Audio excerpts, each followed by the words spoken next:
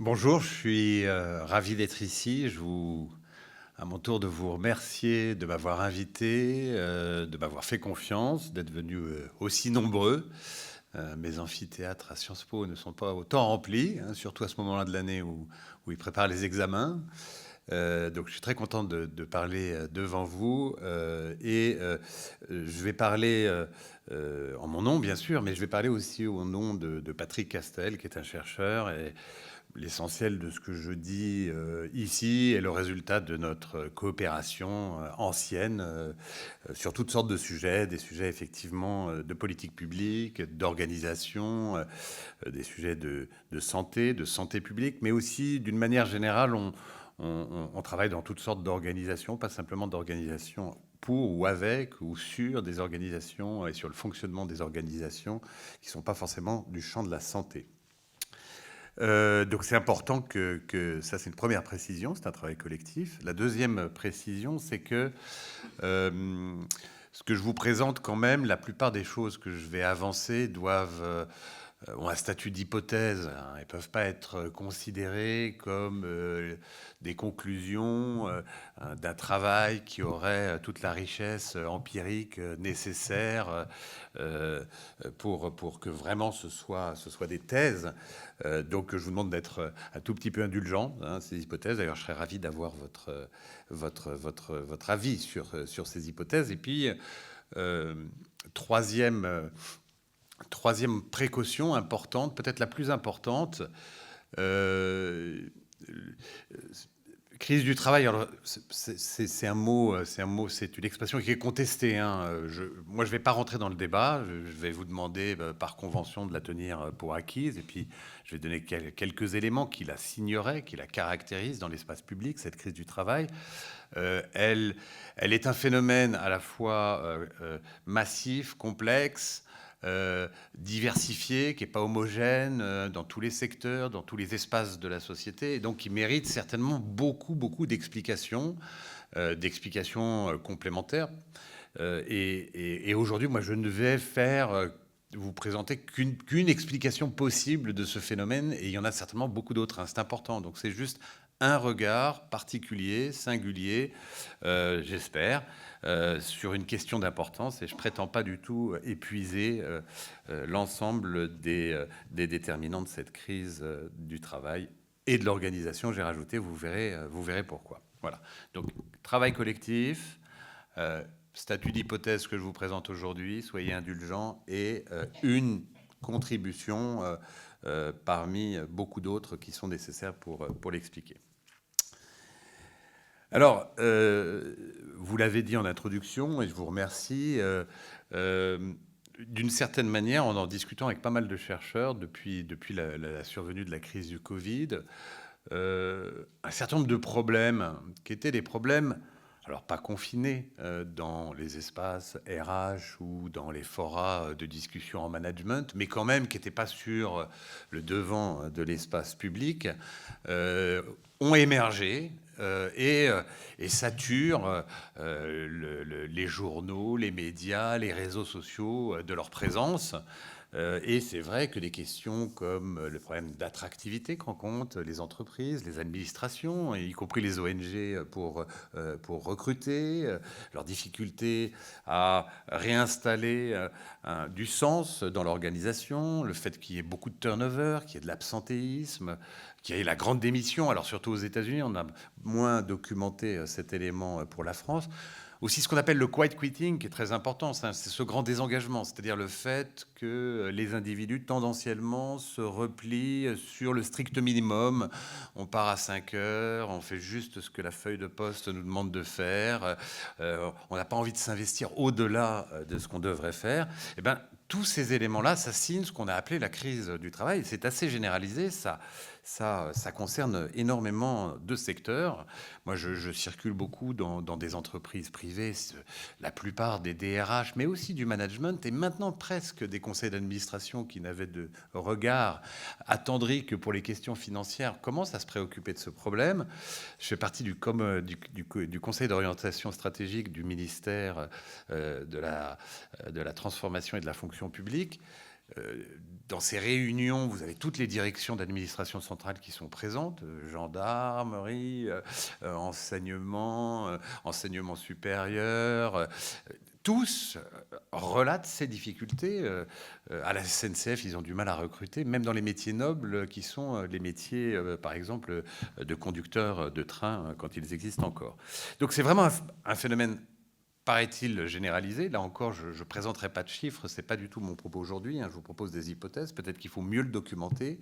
Et surtout, un phénomène qui est un phénomène qui occupe maintenant une position importante dans l'espace public, au point qu'on parle de crise du travail, ou de crise du sens dans le travail. Et ça, c'est assez inédit. Alors, quand on ausculte, ce qu'on a essayé de faire dans l'équipe de la chaire de Sciences Po, je ne prétends pas qu'on a été exhaustif, l'ensemble des mesures que les directions d'administration centrale de ministères, les directions d'hôpitaux, les directions des ressources humaines de grands groupes du CAC 40 ou de PME un peu plus petites, qu'est-ce qu'ils essaient de faire pour tenter d'attirer les jeunes, d'attirer les bons, d'attirer les talents, de les maintenir, quand ils tentent également de faire en sorte que ces personnes, comme on dit, soient plus engagées, qui est certainement une nouvelle façon de dire plus motivé. Il y a 10 ans encore, on disait motivé, maintenant on dit engagé. On s'aperçoit qu'il y a grosso modo 4 grands types de mesures qui sont des mesures proposées. Les premières mesures, c'est des mesures d'ordre symbolique. Elles sont vraiment sur le devant de la scène. Et quand je dis symbolique, ça n'a pas du tout de sens péjoratif dans ma bouche. C'est-à-dire qu'on joue sur les signes, par les signes, qu'on joue sur les symboles.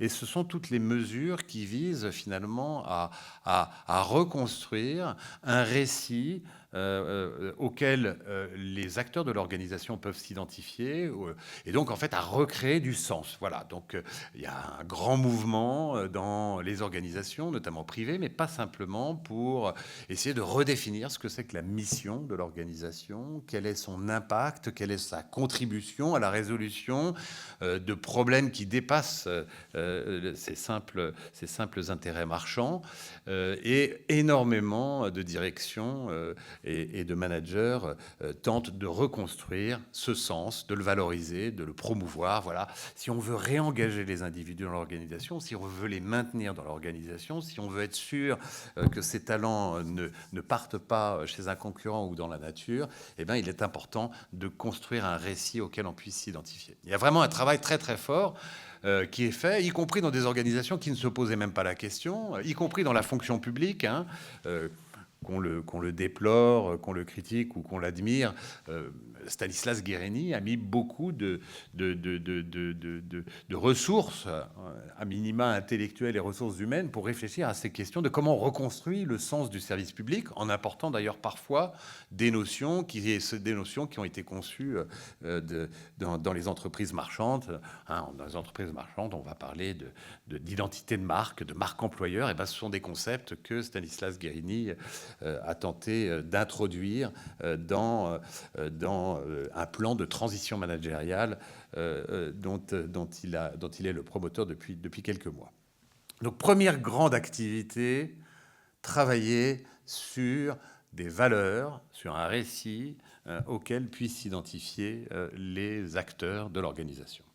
Deuxième, je ne vais pas beaucoup m'étendre sur cet aspect, c'est bien sûr toutes les dimensions matérielles. Il y a beaucoup de pression sur ces questions de salaire. On est aussi dans la fonction publique. On a entendu les soignants. Aujourd'hui, on entend les conducteurs de la SNCF, et la RATP a entendu qu'on avait entendu les conducteurs de la SNCF. Donc des efforts sont faits, sous contrainte évidemment, mais à côté de ces efforts salariaux, il y a toute une série de mouvements qui visent à améliorer les conditions de travail, du plus anecdotique, des chouquettes et des fraises tagada sur toute l'étape des cuisines qu'on a construites pour créer des espaces de convivialité dans de nouveaux locaux, jusqu'à des améliorations ergonomiques, Voilà, on veut créer... Alors c'est vrai que les entreprises de la nouvelle économie ont beaucoup contribué à promouvoir ces nouveaux espaces qui seraient des espaces où l'épanouissement, le bonheur pourrait enfin se réaliser au travail. Troisième grand type de réponse à cette crise du travail qui est avancée par les directions des organisations publiques et privées, c'est des mesures qu'on pourrait dire fonctionnelles. Il y a pas mal de gens, de DRH, qui travaillent sur comment j'améliore et j'enrichis les fonctions des gens. Alors parfois en élargissant le spectre des missions que les individus ont à remplir dans le cadre de leur travail pour les rendre plus riches, pour inclure des missions qu'on pourrait appeler nobles, dans des activités, dans des postes qui ne le faisaient pas. Parfois, au contraire, en réduisant le périmètre de certaines descriptions de postes, de certaines fonctions, afin que la personne ait plus de temps pour elle pour les réaliser. Mais il y a des gens qui réfléchissent à cette question de l'enrichissement des tâches. Et puis, quatrième mesure, ça aussi, c'est un travail sur le management. Il faut réinventer le management, il faut créer un nouveau style de leadership, il faut passer du manager au leader. Quand vous ouvrez les manuels de management qui sont le petit livre rouge de la formation de nos élites administratives et des grandes entreprises dans les écoles d'ingénieurs et les écoles de commerce, eh ben on insiste beaucoup sur le fait que les individus doivent être des leaders et non pas simplement des managers, des gens qui sont empathiques, qui sont à l'écoute, qui savent être reconnaissants. Toi, tu sais, tu fais un super boulot. Je trouve que c'est vraiment génial. Voilà, donc il y a beaucoup de travaux autour de quelles sont ces compétences relationnelles, parfois appelées soft skills, que les managers doivent développer pour enfin devenir des leaders, c'est-à-dire des gens qui inspirent, des gens pour lesquels on a envie de tout donner plutôt que de simples petits managers bureaucratiques, administratifs et attachés au process. Beaucoup de formations se déploient, y compris aussi dans les écoles. Voilà, les formations sur les soft skills se sont énormément développées. Alors nous, notre point de vue là-dessus, c'est que c'est des éléments certainement importants. Moi, je ne suis pas un professeur de gestion, je ne suis pas un homme d'entreprise, ni d'administration publique, je ne dirige pas des équipes immenses, donc je suis prêt à croire les professionnels de la gestion et du management que c'est important de le faire. Et d'ailleurs, ça fait partie, ces outils, j'ai envie de dire, ils existent depuis que le management existe, c'est-à-dire depuis au moins 120 ou 130 ans. C'est juste les instruments qui se sont sophistiqués dans le temps. Mais déjà, quand Elton Mayo, dans les années 30, décidait d'améliorer les conditions d'éclairage des usines très tayloriennes dans lesquelles des ouvrières travaillaient sur des microsystèmes électriques de manière très routinière mais en même temps très précise. On était dans une stratégie qui était la stratégie numéro 2 dont je parlais d'amélioration de la qualité de vie au travail. Donc ces 4 types de mesures sont très anciens. Mais aujourd'hui, l'histoire finalement du management, c'est l'histoire de la sophistication de ces instruments.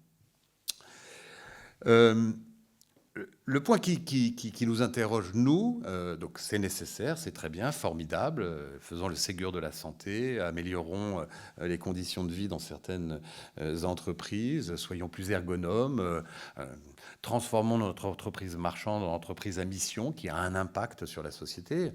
Mais pour nous, ces réponses à cette crise du travail, elles reposent sur des hypothèses qui sont principalement psychologiques et ou économiques. Finalement, les individus n'auraient pas assez d'incitation économique ou seraient pas assez motivés. Il faut, soit parce qu'ils vont enfin rencontrer un leader inspirant, soit parce qu'ils vont enfin s'identifier aux valeurs de l'organisation. Il faut essayer de rebooster cette motivation. Et ça nous passe, comment dire, l'identification de ces causes nous empêche de voir une cause complémentaire qui est plus d'ordre sociologique et que nous, on appelle la dimension relationnelle. Parce qu'en fait, pour nous, et je commence un peu par la conclusion, on parle beaucoup de perte de sens au travail, mais pour nous, la perte de sens, et ce sera notre hypothèse principale, elle est très liée aux difficultés contemporaines de coopération dans les organisations et qui font que on a de plus en plus... Pourquoi on crée des organisations ? On crée des organisations pour faire des tâches qu'on ne peut pas faire seul. Donc, par définition, la coopération est au cœur de l'organisation. C'est en coopérant que l'on produit les biens ou les services que l'organisation est censée produire. On a terminé, là, il n'y a pas longtemps, une étude sur le fonctionnement de 3 services d'urgence des hôpitaux de Paris et de la région parisienne. Sans coopération, quoi qu'on pense du service qui est finalement rendu dans ces services d'urgence, rien ne serait fait. Et cette coopération, elle va du brancardier et de l'agent de sécurité privée jusqu'au chef de service. Et sans cette coopération entre tous ces acteurs, il n'y aurait pas de soins. Le soin, par définition, si on prend simplement cet exemple, c'est le produit de la coopération plus ou moins difficile entre des acteurs. Et c'est comme ça dans toutes les organisations, et souvent entre organisations, c'est qu'on a aussi besoin de la coopération entre organisations pour produire des biens et des services. Beaucoup de politiques publiques supposent la coopération entre des organisations différentes, entre les organisations qui s'occupent de l'insertion et les organisations qui s'occupent du retour à l'emploi, entre un sous-traitant et son acheteur principal. La coopération est au cœur de la production des biens et des services. Et nous, notre hypothèse, c'est que finalement, une partie de la perte de sens au travail, elle est liée à une difficulté croissante à coopérer dans les organisations, alors que c'est nécessaire, et à coopérer pour faire les tâches qui permettent l'accomplissement des fonctions qu'on doit réaliser et l'accomplissement des missions de l'organisation. Quand on fait des interviews auprès, ou quand on échange de manière plus informelle avec des policiers, avec des enseignants du collège ou du lycée, avec des aides-soignantes en EHPAD, avec des médecins dans les services d'urgence, ils n'ont pas perdu leur vocation. Ils n'ont pas perdu leur croyance dans l'importance du travail qu'ils font. Ils se retrouvent juste, et je vais y revenir, dans des situations où ils ont de plus en plus de mal à réaliser les tâches qui sont nécessaires pour la réalisation de ces missions et qui nécessitent la coopération d'autrui. Et c'est important, cette coopération d'autrui, parce que c'est non seulement une condition de la performance des organisations. Quand je dis performance, c'est sa capacité à produire un bien ou un service. Donc ça peut être dans une ONG, ça peut être dans une église, ça peut être ou dans une grande multinationale, peu importe. Elle est non seulement un déterminant de la performance des organisations, les organisations où on coopère bien, où on coopère beaucoup, sont des organisations tendanciellement plus performantes, mais elle est également, et c'est ça qui est important, je pense, dans la présentation que je fais ici, un déterminant clé de la satisfaction au travail. Et ça, on l'a vu, l'intuition nous est venue pendant la crise du Covid, très vite, avec Patrick Castel, j'ai envie de dire, on était... comme vous, sidérés chez nous, on s'embêtait un peu, pour tout vous dire. On n'avait pas encore mis en place le système qui nous permettait de faire cours à nos étudiants à distance. Et très vite, on a commencé à faire des interviews. Et on a fait des interviews, notamment de médecins, réanimateurs médicaux ou anesthésistes réanimateurs dans les hôpitaux qui étaient les hôpitaux qui avaient connu un afflux massif dans l'Oise, dans l'Est, bien sûr dans les 2 hôpitaux de référence parisiens, au moins l'un des 2. Et très souvent dans les interviews, donc ces personnes arrivaient, elles avaient passé 18 heures à faire de la réanimation intensive, et elles commençaient souvent leur discours en disant « c'est une médecine de guerre, moi je suis réanimateur médical, donc j'ai été formé pour intervenir quand au moins 3 organes vitaux sont en défaillance ». Autant vous dire que l'idée que la mort soit possible dans notre activité est quelque chose de complètement... intégré dès le début de notre socialisation à l'université. Et là, ça a été vraiment une médecine de guerre, c'était terrible, mais ça a été aussi le meilleur moment de ma vie professionnelle. Et pourquoi? Et très souvent, parce que j'ai pu coopérer avec des acteurs avec lesquels je ne coopérais pas, avec justement les anesthésistes réanimateurs, alors que normalement, en temps réel, réanimateurs médicaux et anesthésistes réanimateurs, ils sont un peu en compétition autour du recrutement des internes, autour de l'obtention de budget de financement, de nombre de lits, etc. Et là, ils ont trouvé des marges incroyables de coopération. Et ça, on l'a retrouvé dans d'autres organisations. On a fait pas mal d'interviews au niveau local, mais même au niveau national, avec des directions d'administration centrale ou des directions ou des DRH dans des boîtes qui nous disaient j'ai retrouvé le sens de mon métier et enfin j'ai pu communiquer, obtenir des choses. Avant, on travaillait en silo. Dès qu'on leur faisait une demande, ces gens-là se rétractaient, nous disaient poliment, bien sûr, je vous envoie ça la semaine prochaine, ne nous l'envoyez jamais. Et donc, on a vraiment commencé à avoir l'intuition que la coopération et pouvoir et savoir coopérer, c'était un déterminant important de la satisfaction au travail. Au-delà de l'échange qu'on peut avoir et du plaisir qu'on peut avoir avec l'échange, parce que dans notre vision, la coopération est un peu contraignante, mais également et surtout parce que ça nous permet de faire ce qu'on aime faire et ce qu'on veut faire.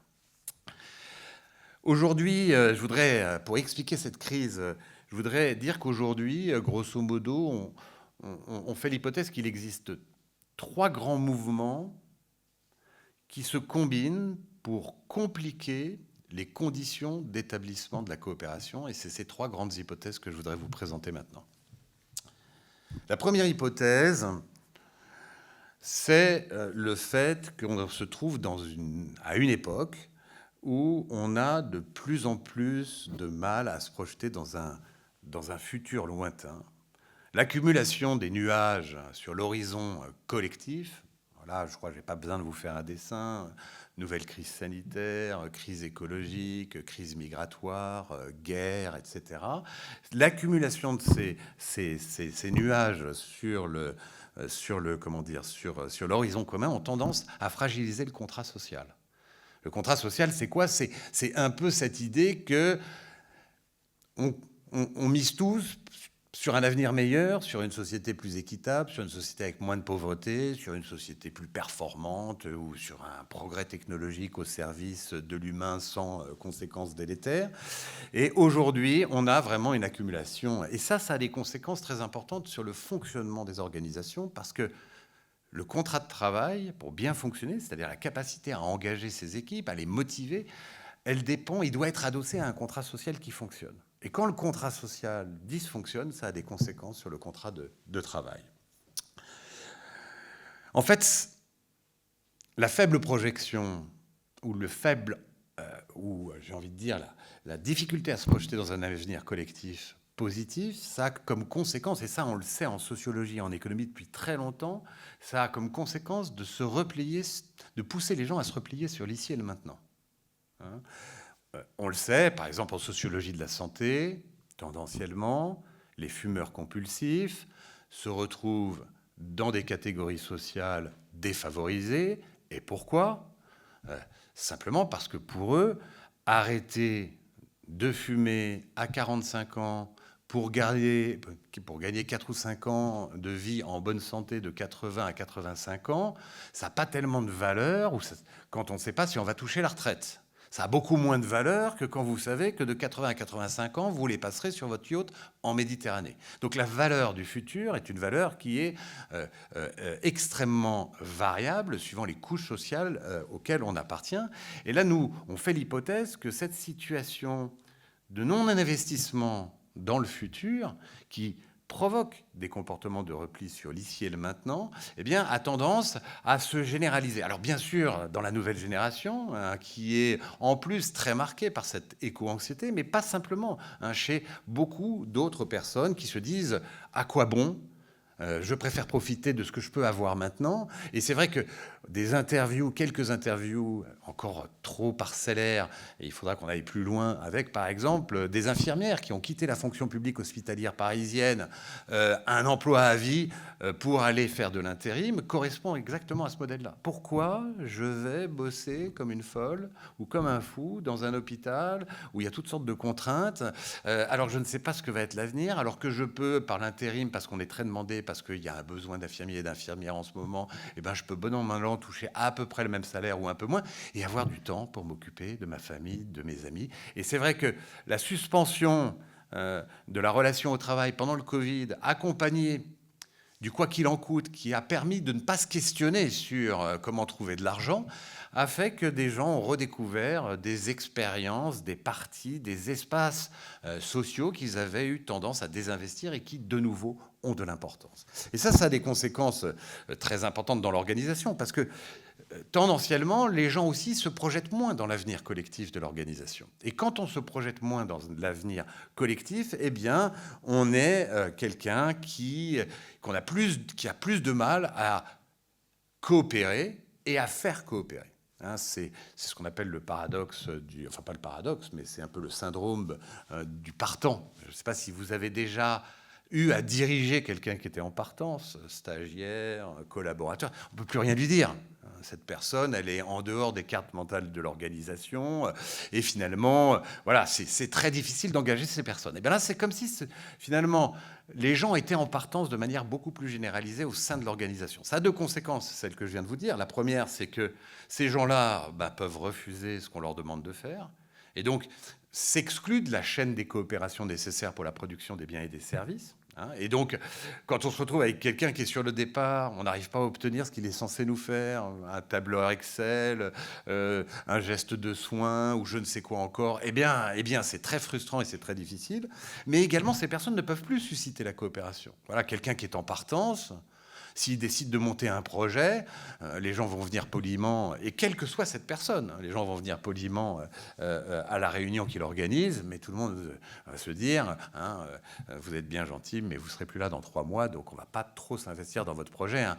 Les ministres le savent, quand ils font partie d'un gouvernement que l'on sait menacés, ils n'ont plus aucun contrôle sur leur administration centrale. Je me souviens très bien d'une interview d'un directeur d'une administration centrale, d'un grand ministère social, qui me disait, comme notre ministre, dans un an, on est quasi sûr qu'il n'est plus là, en fait, quand il nous fait des demandes, on fait le tour de... Enfin, chacun, à son tour, lui répond qu'il ne peut pas, qu'il n'a pas le temps, pour pas que son énervement se focalise sur l'un ou l'une d'entre nous. Eh bien, finalement, on fait une politique du refus tournant. Mais typiquement, on a beau être ministre, on a beau être charismatique, on a beau être le leader inspirant, quand on ne fait plus partie de ce projet collectif commun et du futur, on a énormément de mal à susciter la coopération d'autrui. Ça, c'est l'une des premières conditions qui sapent, d'une des premiers, j'ai envie de dire, mouvements qui sapent les conditions d'établissement de la coopération dans les organisations, pourtant source de performance et de satisfaction. Deuxième moment, c'est plus connu, mais on voudrait réinsister là-dessus, c'est que les 20 ou 30 dernières années, dans le public, pour le dire de manière très schématique et certainement caricaturale du coup, pour des questions de rationalisation et de diminution de la dépense publique, dans le privé, notamment lié à une financiarisation qui fait qu'il y a beaucoup de pression sur la performance économique des entreprises, en tout cas dans les grands groupes qui notamment ceux de la bourse, il y a eu des politiques de réduction des coûts, de rationalisation, et ça a eu 3 conséquences principales. La première conséquence, c'est que finalement, travailler aujourd'hui, c'est produire. Travailler, c'est quoi? C'est faire un acte de soin. Travailler, c'est remplir un tableur Excel. Travailler, c'est faire une réunion pour décider d'un budget. Travailler, c'est ça. Mais tout le temps, j'ai envie de dire, travailler, c'est produire. Et ça a comme conséquence une démonétisation de ce que nous, on appelle le temps relationnel. C'est-à-dire ce temps qui est dédié à l'échange avec d'autres acteurs, qui est dédié à la rencontre de nouveaux acteurs de l'organisation avec lesquels on pourrait travailler et qui est absolument nécessaire pour induire de la coopération. Voilà. Une première conséquence de ces stratégies de rationalisation et de réduction des coûts, c'est la démonétisation du temps relationnel. Ça ne vaut plus rien. Ce n'est pas de la production.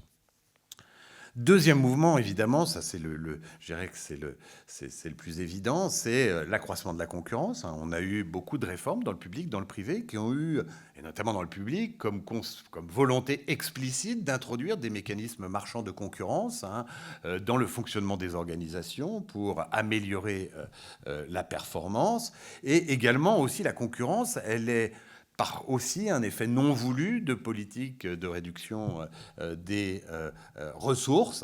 Quand il y a moins de ressources dans une organisation humaine, financière ou je ne sais quoi encore, forcément, ça augmente la compétition entre les acteurs pour l'appropriation de ces ressources qui sont nécessaires au fonctionnement de leur unité, de leur service, de leur département ou de leur direction. Troisième mouvement, c'est l'accroissement des charges de travail. Individuelles et collectives, y compris les tâches administratives et de reporting. Ce souci de la performance, qui est soit lié à une réduction des coûts et à une rationalisation de l'activité dans le public, et qui est pas mal lié à la financiarisation, ça a généré comment dire, ça a généré des besoins de pilotage de grandes organisations en temps réel via le reporting, en augmentant les tâches de reporting. Et ça permet d'expliquer la plainte lancinante qu'on trouve dans plein de métiers, d'un empêchement à accomplir les tâches nobles au cœur du métier. Les médecins se plaignent, nous n'avons plus de temps soignant. Les professeurs des écoles se plaignent, nous avons moins de temps devant les élèves. Donc, beaucoup de ces politiques ont contribué à augmenter finalement des charges de travail, et notamment des charges de travail d'un travail ou d'activité qu'ils ne considèrent pas comme étant essentiel ou étant au cœur, faisant partie de la noblesse, pour le parler comme ça, de leur métier. Et ça aussi comme conséquence, cet accroissement des charges de travail, de faire en sorte que les gens vont tenter de se recentrer sur leur activité principale. Et du coup, dans le choix, ils vont renoncer à nouer des relations d'échange avec ceux qui ont besoin d'aide. Donc les gens demandent de l'aide et les autres ne leur répondent pas. J'ai plus le temps. C'est plus possible. Un très beau bouquin qui parle du modèle de la hâte pour décrire cette accélération, à la fois une accélération et en même temps aussi la nécessité du coup de se recentrer sur ces activités qui sont au cœur de sa description de poste. Quand on aura besoin d'autrui, et qu'on n'arrive pas à l'obtenir parce que la personne se recentre sur sa tâche, et ben on va avoir tendance à avoir recours à l'autorité. Et l'autorité hiérarchique, on sait bien que c'est très inefficace pour obtenir la coopération. Je veux dire, si vous dirigez une équipe en tapant chaque jour du poing sur la table et en menaçant de licencier les personnes, vous êtes déjà en incapacité managériale. Vous n'êtes plus capable. C'est déjà le signe que vous êtes en crise. Et enfin, les personnes qui n'ont pas de ressources, c'est-à-dire qui n'ont, entre guillemets, rien à proposer pour susciter l'échange réciproque, donc la coopération avec autrui, deviennent impotentes, c'est-à-dire qu'elles ont énormément de mal à réaliser les tâches qu'elles doivent réaliser.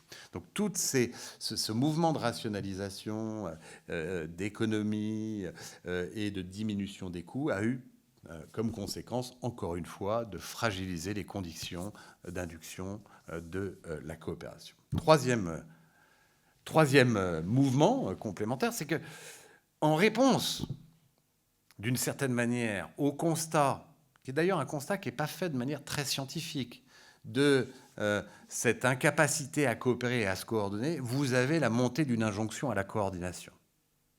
Et ça, on le voit dans énormément d'organisations.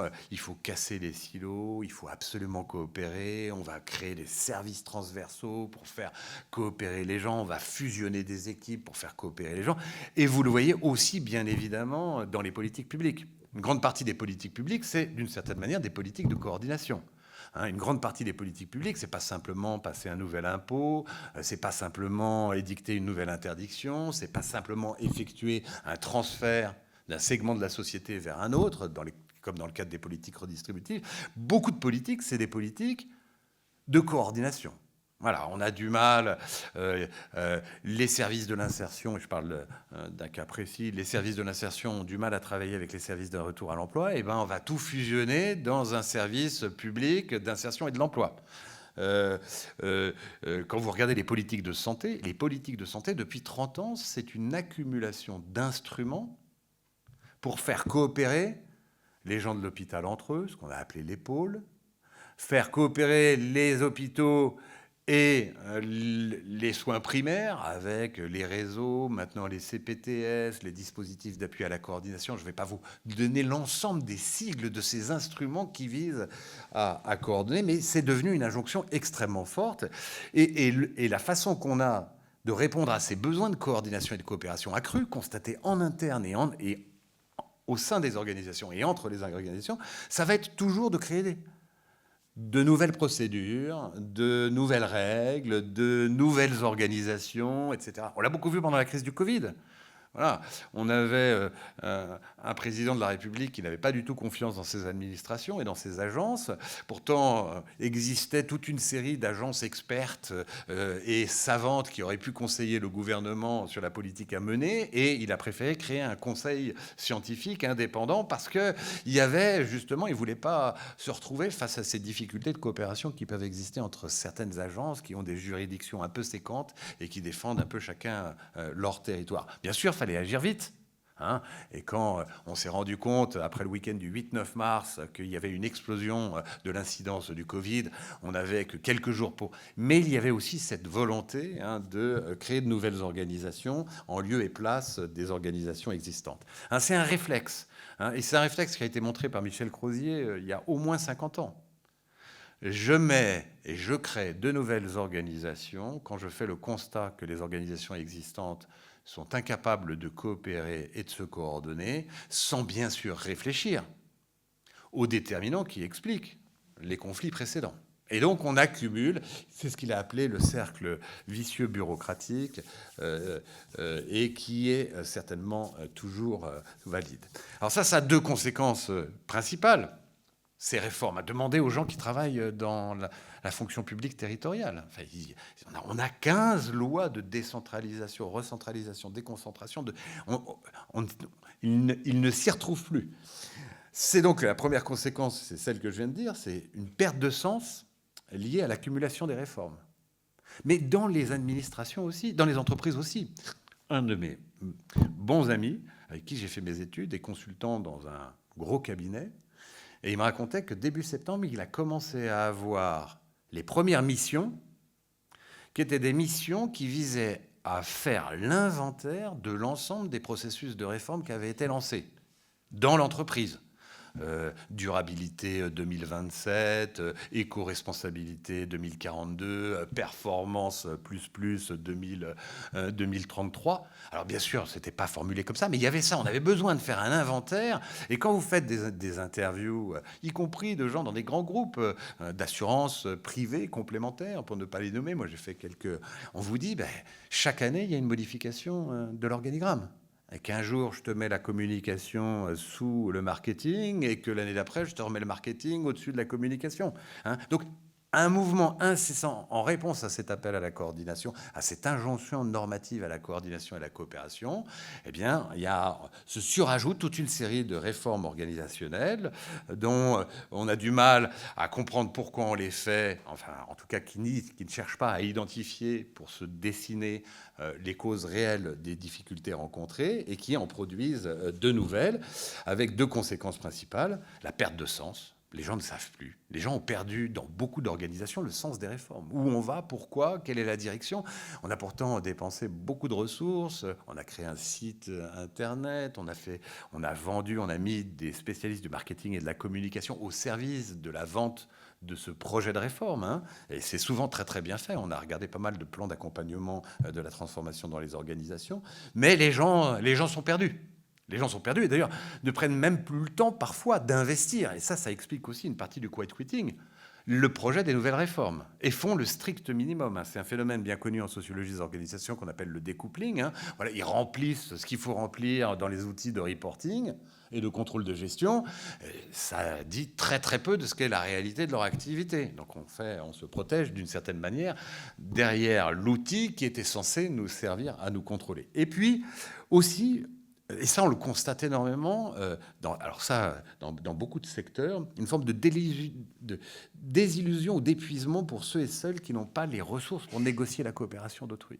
Donc, on a créé toute une série de métiers de la coordination. Alors, dans le médico-social, dans le sanitaire, dans l'enseignement supérieur, dans les entreprises, avec ses services transversaux, avec ses chefs de mission rattachés à la direction. Donc on crée beaucoup de métiers, mais qui ne sont pas souvent dotés des ressources pour négocier. Je ne sais pas si vous avez déjà travaillé dans un service transversal, dans une grande boîte, qui doit aller voir les différents silos, et les différents silos qui les regardent comme ça, en lui disant « t'es gentil, toi, mais nous, on a autre chose à faire, on fait du vrai travail ». Ou ça se reproduit. Hein, si vous avez travaillé dans une mission interministérielle, autant dire que c'est extrêmement compliqué de mobiliser les ministères sur vos propres sujets. Vous êtes toujours vu comme un apporteur de problèmes supplémentaires qui ne résout aucune solution. Et ça provoque de l'épuisement.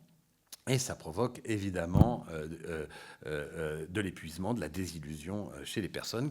Et ça n'est pas du tout une incitation à la coopération, parce qu'il faut croire au projet de coordination et de coopération.